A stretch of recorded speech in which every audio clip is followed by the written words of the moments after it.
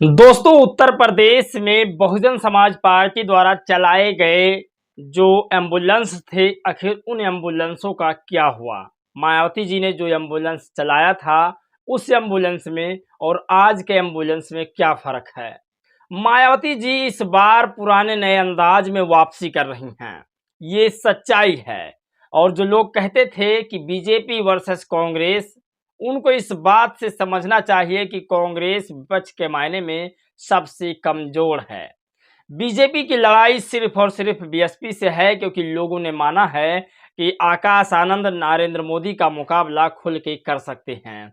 आज वो तमाम बड़ी आज आपको खबर बताएंगे जो वायरल है। बहुजन समाज से निवेदन है कि इस वीडियो को शेयर जरूर कीजिएगा, लेकिन सबसे बड़ी खबर आज की हम आपको बताएंगे। सबसे बड़ी खबर, मायावती जी ने 3 प्रत्याशी फिर नए उतारे हैं। अमेठी में स्मृति ईरानी के सामने बहन जी ने अपने प्रत्याशी को फिर से बदला है। एक ऐसे प्रत्याशी को वहां पर उतारा है जिससे स्मृति ईरानी और कांग्रेस का खेल बिगड़ सकता है।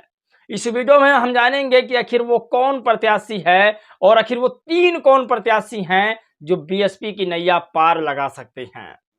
इस वीडियो में वो भी जानेंगे कि अखिलेश यादव ने क्या इल्जाम लगाया है, समाजवादी पार्टी ने क्या इल्जाम लगाया है बीजेपी पर। लेकिन सबसे बड़ी खबर ये कि जब बीजेपी वालों ने आकाश आनंद पर एफआईआर कराया, तो आखिर चंद्रशेखर आजाद रावण ने क्या कहा है। चंद्रशेखर आजाद रावण का बड़ा ट्वीट आया है, बड़ी खबर आई है, उसे हमें समझना चाहिए। तमाम खबर है, चलिए सब पर बातचीत करते हैं, कि खबर बताने और समझाने की कोशिश करते हैं। नमस्कार, मैं हूं पराग और आप सभी का स्वागत है हमारे एक नए वीडियो में। दोस्तों, आप सभी का मैं स्वागत करता हूं अपने देसी पीएसपी ब्लॉग चैनल पर। लगातार बहुजन समाज की आवाज़ उठाने की वजह से कुछ ऐसे लोग हैं जो इस चैनल को डिमोशन कर रहे हैं, डिमोनेटाइज करने की कोशिश कर रहे हैं। तो आपको बता दें कि चैनल रहे या ना रहे, मैं विदाउट वीडियो के भी बहुजन समाज का काम करता रहता हूं, अपने क्षेत्रीय में चला करता हूं। खैर, लेकिन बड़ी खबर की अगर हम बात करें, तो आज की सबसे बड़ी खबर जो वायरल हो रही है कि आखिर आज तक वालों ने ये क्यों कहा कि आखिर 2024 में आप किस मुद्दे पर वोट करेंगे। सोचिए, जब बीजेपी ने अपना मैनिफेस्टो जारी किया, तो उस फेस्टिवल में ये नहीं कहा कि आपको मैं हिंदू राष्ट्र बना के दूंगा।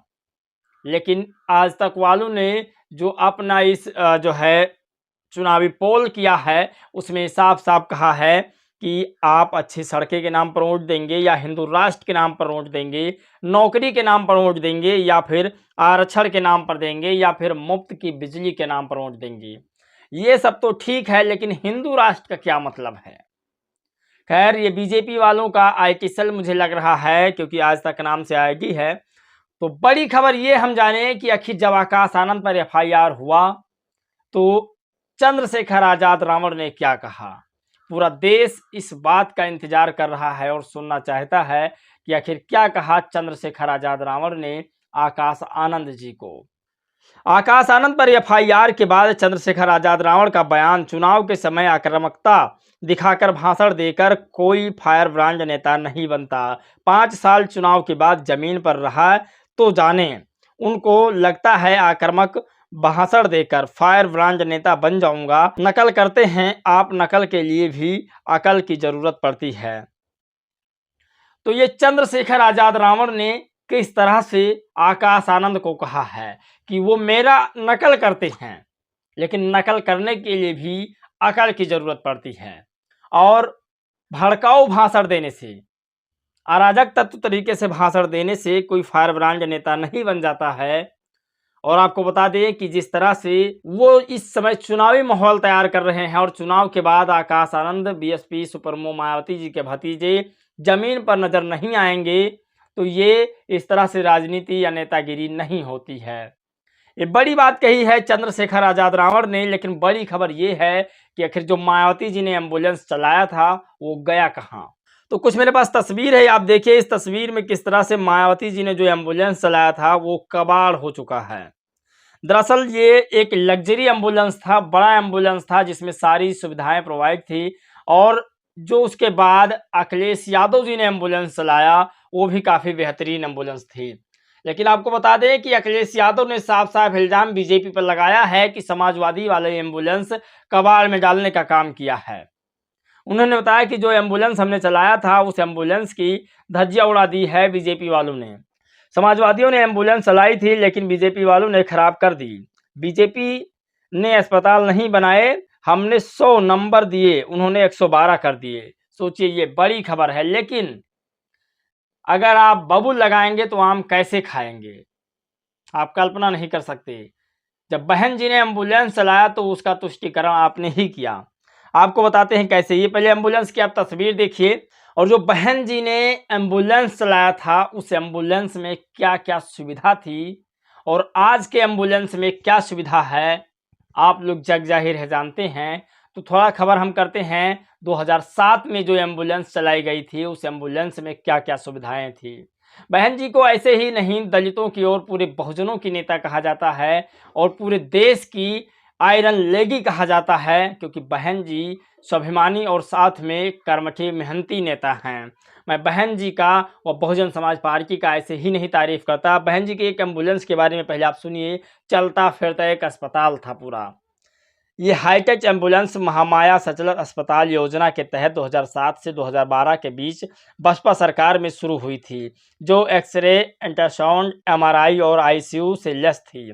ये एक चलता फिरता हाईटेक अस्पताल था जो दूर सुदूर ग्रामीण इलाकों में जाकर मरीजों का इलाज करता था। लेकिन 2012 के बाद सपा सरकार में ये एम्बुलेंस ठप हो गई। ऐसा क्यों?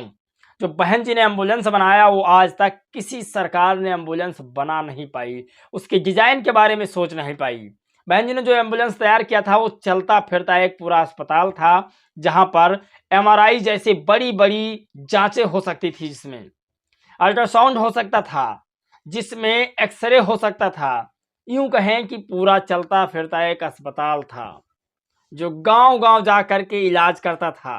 खैर, ये समझ में नहीं आएगा उन लोगों के जो बहन जी के खिलाफ हैं। आप नीतियों के खिलाफ जा सकते हैं लेकिन बहन जी के कामों के खिलाफ नहीं जा सकते जो उन्होंने किया था। तो मैं फिर कह रहा हूं, बहन जी अपने पुराने तौर तरीके में वापस आ रही हैं और इस बार बीजेपी वर्सेस बीएसपी हो रहा है। लड़ाई आर पार की पूरे देश में हो रही है। आपको बता दें, डॉक्टर बाबा साहब अम्बेडकर ने जिस तरह से मजदूरों के लिए किया, 8 घंटे की उन्होंने काम का जो है चलन बनाया। पहले मजदूर काम पूरा दिन पूरी रात किया करते थे, सैलरी उनके हिसाब से नहीं मिलती थी। लेकिन बाबा साहब अम्बेडकर ने 8 घंटे का काम करवाया और 8 घंटे में अच्छा वेतन दिलाने का भी जो है संविधान में प्रावधान डाला। तो ये बड़ी खबर है। और एक बड़ी खबर ये बताते हैं कि बहन जी ने आखिर वो 3 प्रत्याशी कौन हैं जिनको बदला है, और ऐसे प्रत्याशी जो बहन जी के साथ कंधे से कंधा मिलाकर खड़े हैं। स्मृति ईरानी के सामने बहन जी ने दूसरा प्रत्याशी चेंज कर दिया है अमेठी में, और अमेठी में इस बार प्रदर्शन स्मृति वर्सेस माया का होने वाला है। तो आपको बता दें कि अमेठी में लोकसभा 37 में श्री नन्हे सिंह चौहान को बदलकर उम्मीदवार बनाया गया है, और प्रतापगढ़ में श्री प्रथमेश्वर मिश्रा को, जबकि झांसी में रवि प्रकाश कुशवाहा जी को बनाया गया है। तो ये बड़ी खबर है और आज की वो सबसे बड़ी खबर पर बातचीत किया जो आपको समझना चाहिए। मैं फिर कह रहा हूँ, बहन जी चाहे वो अस्पताल के मामले में काम हो, गरीबों के उत्थान के मामले में काम हो, या फिर लखनऊ को लखनऊ बनाने में बहन जी ने कोई कसर नहीं छोड़ा। आप लोगों को बहन जी का काम कैसा लग रहा है मुझे ज़रूर बताइएगा। जो बहन जी ने किया, क्या वो कोई सरकार और कर पाएगी या नहीं, ये हमें ज़रूर सुझाव दीजिएगा, क्योंकि आज के समय में बहन जी के वो कामों को लोग याद कर रहे हैं। दोस्तों, इस वीडियो में बस इतना ही। मिलेंगे एक और खबर, एक नए राजनीतिक मुद्दे, सामाजिक मुद्दों के साथ। तब तक के लिए जय भीम, नमो बुद्धाय।